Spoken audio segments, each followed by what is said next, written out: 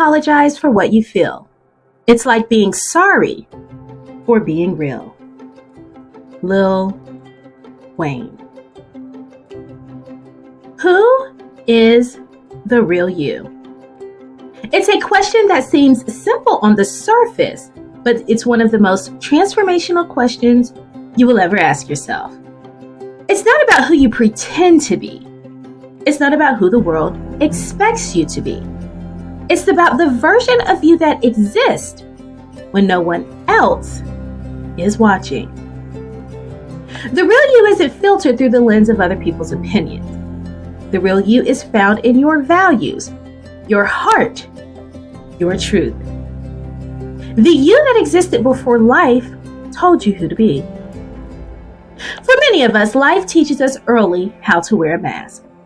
We learn to say the right things, do the expected things, show up in ways that win approval, and before long, we forget how to be anything else.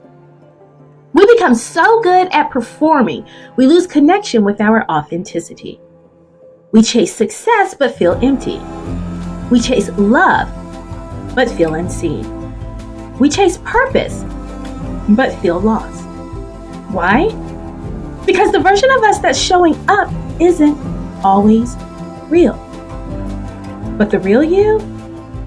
The one that cries behind closed doors. The one that dreams quietly. The one that feels deeply. That person is still in there, waiting, hoping, ready to rise.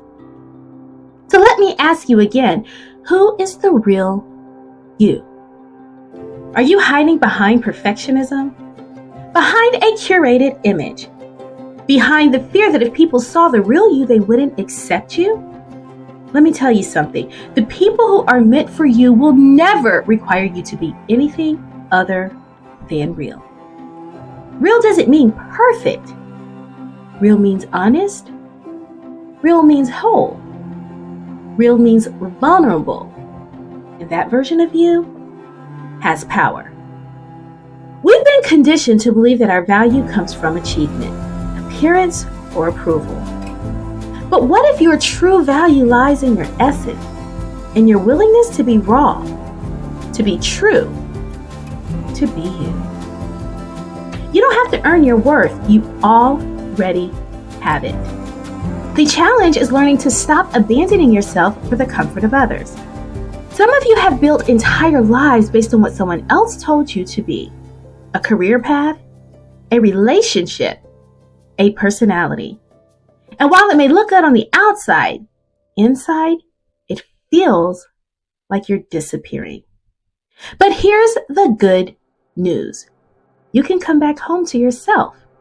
You can rediscover the parts of you that you buried to survive. You can unlearn the lies and relearn your truth. Start by listening. Listen to your intuition. Listen to your longings. Listen to what your body, your soul, your spirit are trying to say. Then take off the mask. Even if it's just a little bit at a time, even if it's scary, even if you're not sure what's underneath, because what's underneath is beautiful. Flawed? Yes. Messy, of course, but beautiful in its sincerity. That's what draws people in. That's what builds connection, and that's what builds confidence. We spend so much time trying to fit in when we were born to stand out. Your uniqueness is not a liability. It's your superpower. You weren't created to blend into the background. You were created to shine fully, freely, authentically. But you can't shine if you're hiding. You can't grow if you're shrinking. You can't live fully if you're living a lie. So ask yourself, what parts of me have I silenced? What dreams have I deferred? What version of myself have I compromised to be accepted? And more importantly, am I ready to stop? You see, reclaiming your identity is not about rebellion. It's about restoration. It's about becoming whole again. It's about finding joy in your own skin, not someone else's expectations. When you embrace who you really are, you unlock a life of integrity, a life where your inner world matches your outer actions, a life of alignment. And alignment brings peace. It brings confidence. It brings clarity. No more second guessing. No more pretending. Just truth. You are not too much. You are not enough. You are not broken beyond repair. You are becoming. And the process is sacred. Becoming requires bravery. It takes courage to let go of the identity you've worn like armor. It takes guts to face the uncertainty of becoming someone new, or perhaps finally becoming who you were meant to be all along. But the real you is worth the risk. Transformation is not about perfection. It's about permission. Permission to evolve. Permission to shed. Permission to bloom in places you once felt unworthy to stand in. You are allowed to change, and you're allowed to be celebrated in that change.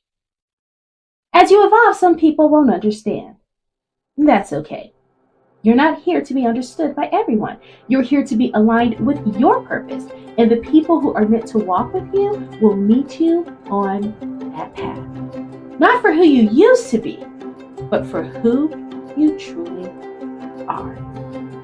Every step forward, authenticity is a step toward freedom. The more you honor your truth, the more peace you'll experience.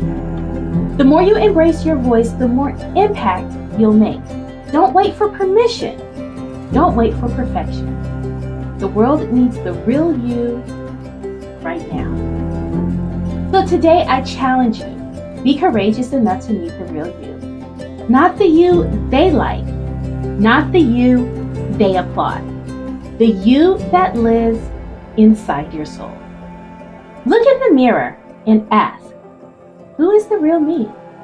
And then listen, not with judgment, but with grace, with curiosity, with love.